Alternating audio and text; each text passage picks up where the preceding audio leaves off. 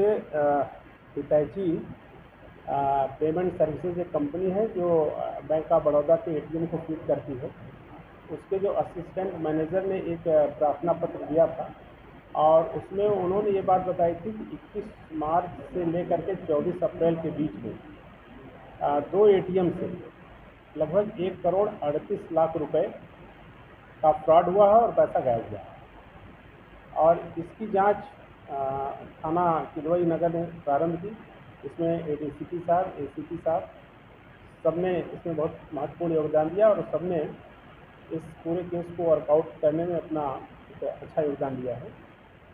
इसमें ये बात प्रकाश में आई कि जो एटीएम का कस्टोडियन होता है उस कंपनी का, हितैषी कंपनी का जो कस्टोडियन है, उसमें एक लड़का दीपक जायसवाल, जिसको अभी आप सामने प्रस्तुत किया गया था, ये पूर्व में इस कंपनी में काम करता था।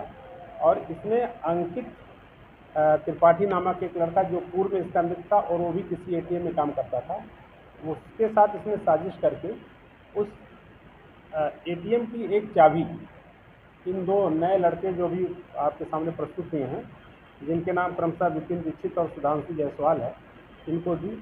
ये लोग एटीएम के माध्यम से पैसा जमा करने जाते थे और जैसे इन्होंने 1,00,000 रुपये अगर एटीएम में डाले तो वो बैंक में क्रेडिट तो हो जाता था, लेकिन एक ट्रे से दूसरे ट्रे के बीच में पैसा जाने के बीच में ये लोग चाबी से उस ट्रे को खोल करके वो कैश निकाल लेते। तो इसमें एटीएम जो हुआ वहाँ से बैंक में क्रेडिट का एक मैसेज चला जाता था, लेकिन वास्तविक रूप में वो पैसा एटीएम में फीड नहीं होता था। इस प्रकार से एक धोखाधड़ी करके जो है इस पूरी बैंक को इन्होंने लगभग 1,38,00,000 रुपये का नुकसान पहुंचाया था। तो इसकी एक एफआईआर थाना किदवई नगर पे दर्ज हुई, जिस क्रम में विवेचना शुरू हुई है। इसमें 3 अभियुक्त पकड़े गए हैं और जिनसे लगभग 19,15,000 रुपये अभी बरामद हुए हैं। और उसमें एक गाड़ी, जिस गाड़ी से लोग जाते थे घटना करने, वो गाड़ी बरामद हुई है और उसकी की एटीएम की वो बरामद हुई है। उस पैसे से उन्होंने थोड़ी सी ज्वेलरी खरीदी थी, ज्वेलरी भी बरामद हुई है। ये सारी चीज़ें इसमें बरामद हुई हैं।